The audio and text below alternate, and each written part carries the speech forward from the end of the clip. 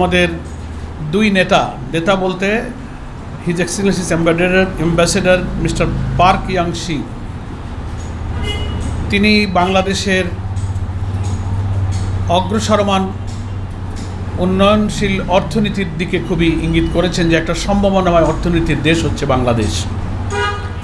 ফলে টেকসই অর্থনীতির জন্য, সাস্টেনেবল ইকোনমির জন্য আমাদের অনেক কিছু করবার সুযোগ, স্কোপ এবং সোর্স এখানে বিদ্যমান। বিশেষ করে তিনি তৈরি পোশাক শিল্পের যে সম্ভাবনা, আমাদের বিশ্বের একটা প্রধান তৈরি পোশাক শিল্পের রপ্তানিকারক দেশ হিসেবে বাংলাদেশের সারা দুনিয়াতে সম্ভাবনার কথা তিনি উল্লেখ করেছেন। সেক্ষেত্রে আমাদের এই রপ্তানির শুল্কটার ট্যারিফ সম্পর্কে বাংলাদেশের বিদ্যমান সমস্যাটা যাতে দ্রুত সমাধান করা যায় সে সম্পর্কে তিনি আশাবাদ ব্যক্ত করেছেন। আমরাও আশাবাদ করেছি, উই আর হোপফুল। আশা করা যায় এটা একটা সহনীয় পর্যায়ে ট্যারিফটা আমাদের জন্য নির্ধারিত হবে। আমাদের আমির জামাত ডক্টর শফিকুর রহমান সাহেব বলেছেন যে আমাদের দেশটা ছোট কিন্তু বিপুল জনসংখ্যা, আমাদের অনেক সম্ভাবনাময় রিসোর্স, প্রাকৃতিক, সবুজ, বনভূমি, নদীনালা, সাগর সমৃদ্ধ মৌসুমী বায়ুর এই দেশে বিরাট সম্ভাবনা রয়েছে। আমরা যদি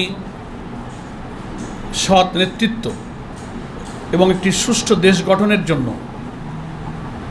আগামী নির্বাচনে বিভিন্ন সংস্কারের মধ্য দিয়ে একটা গণতান্ত্রিক উন্নয়নশীল সম্ভাবনাময় দেশ গঠনের যে প্রচেষ্টা চালিয়ে যাচ্ছি, সেক্ষেত্রে সম্ভব হলে আমরা এই দেশটাকে একটা করাপশন ফ্রি, একটা সাস্টেনেবল ইকোনমির দিকে নিয়ে যেতে পারি। এ ব্যাপারে আমাদের সম্মানিত আমির জামাত ওনার কাছে আশাবাদ ব্যক্ত করেছেন। কোরিয়ার অ্যাম্বাসেডর জানতে চেয়েছেন আগামী নির্বাচন, দেশের রাজনৈতিক পরিস্থিতি, সংস্কার পরিস্থিতি, নির্বাচন ইত্যাদি সম্পর্কে কিছু প্রশ্ন করেছেন।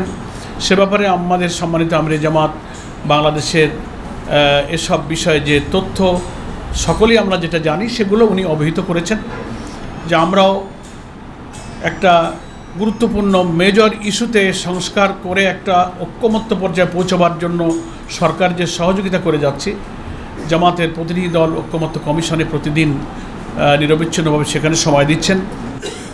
আমরা আশা করি একটা ঐক্যমতের ভিত্তিতেই আগামী নির্বাচনে একটা সুষ্ঠু নিরপেক্ষ নির্বাচনের পরিবেশ ইনশাল্লাহ তৈরি হবে।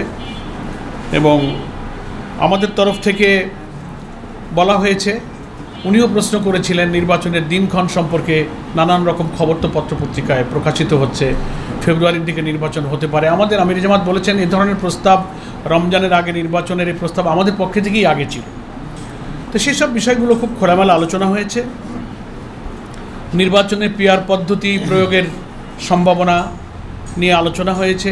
সেখানে আমাদের পক্ষ থেকে সম্মানিত অ্যাম্বাসেডরকে অবহিত করা হয়েছে যে বাংলাদেশের ভোটারদের বেশিরভাগ প্রতিনিধিত্ব করে যে সমস্ত রাজনৈতিক দল, তারা পিআর পদ্ধতির পক্ষে। ফলে এটা যে কালো টাকা, পেশি শক্তি থেকে নির্বাচনকে রক্ষা করে, মনোনয়ন বাণিজ্য থেকে রক্ষা করে একটা কোয়ালিটি পার্লামেন্ট দিতে গেলে এবং প্রত্যেকটি ভোটারের যথাযথ মূল্যায়ন করতে গেলে পিআর পদ্ধতি হচ্ছে একটি উপযুক্ত পদ্ধতি। এ সম্পর্কে ঘরোয়া আমাদের দৃষ্টিভঙ্গিটা তিনি সেখানে উল্লেখ করেছেন। এই মোটামুটি এইসব বিষয়ে আলোচনা হয়েছে। এবং কোরিয়া, চীন, জাপান, পার্শ্ববর্তী সব দেশগুলো আমাদের যে উন্নয়ন অংশীদার, তার মধ্যে কোরিয়াও আমাদের একটা অন্যতম উন্নয়ন অংশীদার।